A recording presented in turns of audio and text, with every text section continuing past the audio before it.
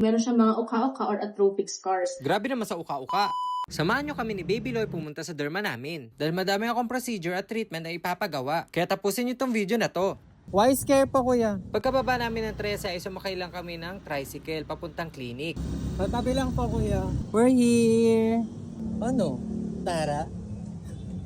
Hello po. Anong ginagawa mo dito sa Y-Scare? So, naandito ako dahil ako ay magpapa-diode. Laser tayo nito. Kasi doon sa dati kong pinagpapadiode, naka 8 sessions lang ako. Meet my skin doctor, Dr. Gian Lontok. Cleanse muna natin. Nag-shave ka every time, sir. Hindi po. Sakit? Hindi O, po. diba? Painless na. Ay, oo nga. So permanent hair removal na to para hindi na tayo shave ng shave. Okay na po. Okay na. Woo! Pain level 7/10. Sir Owen, mag-anesthesia muna tayo. Second time itong drip. Okay. Habang nakababad yung anesthesia, nagpa-high dose antioxidant glutathione drip muna ako. Let me know if you feel ka ng pain or parang masyad siyang mabigat. So, siya ile-laser din siya. Nagkaroon siya ng scar dahil sa motor accident. Nagpaturo sa papa kong magmotor. Tapos, Ayan, nagkaganyan siya. Buti hindi talaga nagkiloid. Heta with flash para intense. 1 hour. Okay, 45 minutes. Hindi naman siya painful. Hindi ko alam kung gano'ng katabang ugat meron ako dahil ang bilis maubos yung glutadrip. Nung naubos ay tinanggal na ni Doc. So let's start with doing your Botox. So yung Botox, it helps relax your muscles para less yung appearance ng wrinkles and fine lines. So kunwari angry face, kasi angry ka, ayan. Mawawala yan. Pero not technically mawawala kasi temporary to, 6 months. So, ano lang, hindi naman ma-freeze. Yung parang ano lang, marelax yung movement ng muscle mo. Kaya pag nagalit ka, hindi ka mukhang galit. oh, Ganun ka, taas mo yung feeling mo. Ayan, mawawala rin yan. Smile ka, ayan, mawawala rin yan. Kasi sa ang Botox, ginagawa siya, preventative Botox. We can start by the age, late 20s, up to early 30s. perfect. So, preventative, para kapag nag-age ka, hindi ka natubuan ng wrinkles. No chance. So, alam mo yan, parang kahit wala ka pang wrinkles, pero sinastop mo siya sa pag-form. Lalo kapag kunwari naging galit, lago mata mo. Di ba 6 months siya? Mabilis siya ma-wear off kapag sun exposed ka. Kasi sensitive yung Botox sa heat. So, sun exposure, yung mga sauna bath, kahit yung steam, mahilig ka magluto, mabilis matunaw yung Botox. Or ma-exercise ka. Pero minsan Pinoy kasi expect mo ng 3 to 4 months wear off na siya. Hindi na ginagamit for slimming the face. Yung mga mapanga.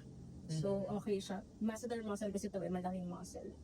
So, yung may ilustro siya na slim yung face mo. Yung time na to kinakabahan ako kasi first time ko eh. Alam mo ba, ginagamit rin yung Botox to reduce yung sweat. Ginagamit siya sa mga yung mabantot, yung mga palad na super mapapawisin. Alam mo yung Barbie shoulders. Ginagamit din siya. Napakakinis mo na. Okay. Angry, galit. Ito yung mga ima-mark natin. Ito yung movement ng muscle mo. Hindi lang mararamdaman mo, tapos yung pagdagin ng loob. 1, 2, yan, ganyan lang. Di ba, Kerry? Yeah, walang pain.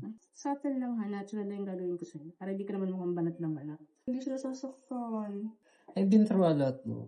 So, ang mga aftercare natin sa Botox, bawal yung muko for 4 hours. Why? Kasi yung 4 hours na yun, golden period yun, para magstay yung gamot sa mismong muscle. Kasi sir, minsan may iba kaming pasyente na kung natulog after Botox, ayun, di na makamulat. Na-displace yung muscle. Smile po. Relax. Kaya din. Smile. Okay, relax. Done. Arnica gel, ang purpose lang ito para hindi mag-bruise. Kasi may ibang pasyente na super nipis ng ugat, nag-bruise sila.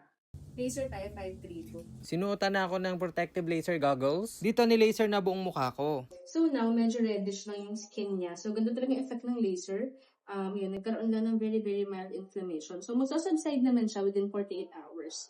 And then, later, gagawin natin yung fractional laser. Kasi as you can see, meron siyang mga uka-uka or atrophic scars. Tapos yun, collagen remodeling. Ito ka naman, Kasi nagawin yung reaction niya. Sige. Uka siya, do. Ang tawag din atrophic scars due to acne.